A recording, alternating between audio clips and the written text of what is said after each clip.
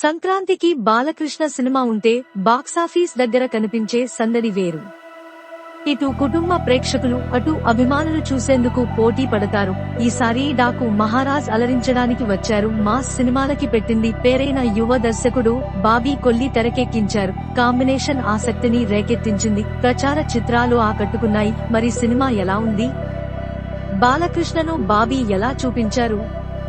కొత్త కథల్ని చెప్పడం కంటే పాత కథల్నే కొత్తగా చెప్పడం ఓ పద్ధతి. ఫ్యాన్ బేస్ బలంగా ఉన్న అగ్ర హీరోలతో సినిమాలు తీస్తున్నప్పుడు కొత్త కథలతో ప్రయోగాలు చేయడం కంటే ఈ ఫార్ములాని అనుసరించడమే సురక్షితం అని నమ్మే దర్శకులు చాలా మంది. అయితే ఎంత కొత్తగా కథని చెప్పారన్న అంశమే ఫలితాన్ని ప్రభావితం చేస్తుంటుంది. యువ దర్శకుడు బాబీ ఆ విషయంలో పక్కా ప్లాన్ తో రంగంలోకి దిగినట్టు ఈ సినిమా రుజువు చేస్తుంది. స్టైలిష్ గా కథానాయకుడిని తెరపై ఆవిష్కరిస్తూ విజువల్ గా హాలీవుడ్ సినిమాని గుర్తు చేస్తూ సినిమాని తెరకెక్కించారు.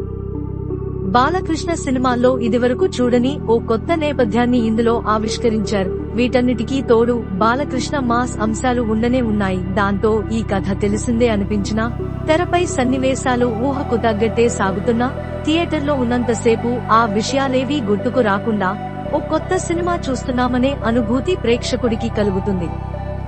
మంచి విజువల్స్ తో మొదలయ్యే ఈ సినిమా ఆరంభం నుంచే ప్రేక్షకుడిని లీనం చేస్తుంది.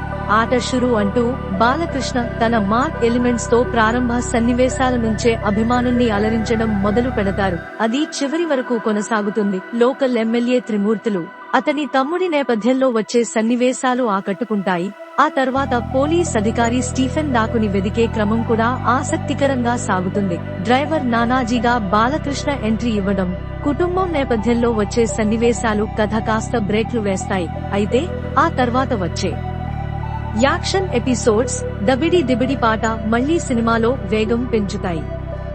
విరామానికి ముందు వచ్చే యాక్షన్ సన్నివేశాలు పైసా వసూల్ ద్వితీయార్ధంపై ఆసక్తిని పెంచుతాయి. డాకు మహారాజ్ అసలు కథంతా ద్వితీయార్ధంలోనే ఇంజనీర్ అయిన సీతారాం డాకు మహారాజ్ గా మారడానికి దారితీసే పరిస్థితులు ఆకట్టుకుంటాయి.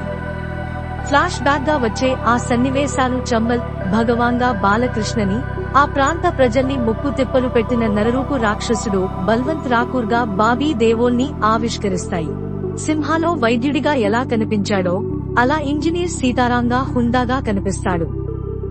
బాలకృష్ణ అవసరమైనప్పుడు మాత్రం రాయలసీమ పౌరుషాన్ని ప్రదర్శించే ఆ పాత్ర బాగా కుదిరింది. యాక్షన్ ఘట్టాలు సినిమాపై చాలా ప్రభావం చూపిస్తాయి, కానీ ఎక్కడా ఓవర్ ది టాప్ అన్నట్టు ఉండవు. సంభాషణలు కూడా అంతే. ప్రతి మాట సన్నివేశం నుంచే పుట్టుకొచ్చినట్టు అనిపిస్తుంది. ద్వితీయార్ధంలో నందిని పాత్ర నేపథ్యంలో వచ్చే మలుపులు, సెంటిమెంట్ కుటుంబ ప్రేక్షకుల్ని ఆకట్టుకుంటుంది. చంబల్ బ్యాక్ డ్రాప్, అక్కడి ప్రజల కష్టాలు ఈ సినిమాకి కొత్తదనాన్ని తీసుకొచ్చింది. బాలకృష్ణ అభిమానులకి అసలైన పండగ ఆనందాన్నిస్తుంది చిత్రం. సగటు ప్రేక్షకులకు మంచి వినోదాన్ని పంచుతుంది. ఎవరెలా చేశారంటే బాలకృష్ణకు ఇది అలవాటైన పాత్రే. ఇంజనీర్ సీతారాంగా, నానాజీగా, డాకు మహారాజ్ భిన్న కోణాల్లో తెరపై కనిపిస్తారు. ప్రతి లుక్ లోనూ ఆయన స్టైలిష్ గా కనిపిస్తారు. ఆయన చేసిన యాక్షన్ కూడా ఇందులో కొత్తగా ఉంటుంది. ఆయన మార్క్ సంభాషణలు ఉన్నాయి. కథానాయకల్లో శ్రద్ధ శ్రీనాథ్ కథని మలుపు తిప్పే పాత్రలో కనిపిస్తుంది. అయితే తెరపై ఎక్కువ సేపు కనిపించేది మాత్రం ప్రజ్ఞా జైస్వాల్. ఊర్వశి రౌతేలా దబిడి దిబిడి పాటతో సినిమాకి కొత్త అందాన్ని తీసుకొచ్చింది. ఆమె గ్లామర్ పాత్రలో ఒదిగిపోయింది. బల్వంత్ సింగ్ రాకూర్ క్షాత్రలో బాబీ దేవోల్ ద్వితీయార్ధంలోనే కనిపిస్తారు. ఆయన పాత్రలో పెద్దగా బలం లేదు, కానీ ఉన్నంతలో క్లాస్ గా కనిపించారు. ప్రథమార్ధంలో రవికిషన్ విలనిజం ఆకట్టుకుంటుంది. ఆయన తమ్ముడిగా కనిపించిన దర్శకుడు సందీప్స్ కూడా కొన్ని సన్నివేశాలపై మంచి ప్రభావం చూపించాడు. మకరంద్ దేశ్ పాండే, దీవి, సచిన్ బోర్కర్, చాందిని చౌదరి, వైష్ణవిగా కనిపించిన చిన్నారితో పాటు చాలా పాత్రలు ప్రేక్షకుల దృష్టిని ఆకర్షిస్తాయి. రచనలో ఉన్న బలం అది. కథేంటంటే చిత్తూరు జిల్లా మదనపల్లిలో మొదలవుతుంది కదా.